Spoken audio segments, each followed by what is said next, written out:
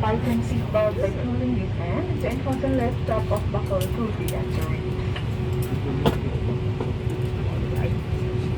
In case of whether landing or life vest is found under your remove sharp objects from your body. To don, skip vest over the head. Take tape around the waist and push end to buckle. Pull tape to tighten. When outside the aircraft, no inflation tag, safely vest. Metal inflation is done by the means of the red tubes, blow to increase air and push springs inward to release the air.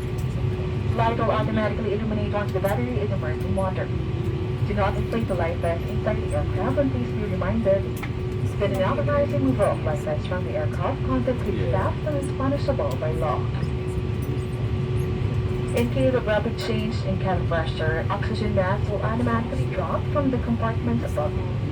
Immediately grab the mask, pull it towards you, remove your face mask, then quickly the oxygen mask and bring it down. Pull lasting band sideways for a snug feet and breathe normally.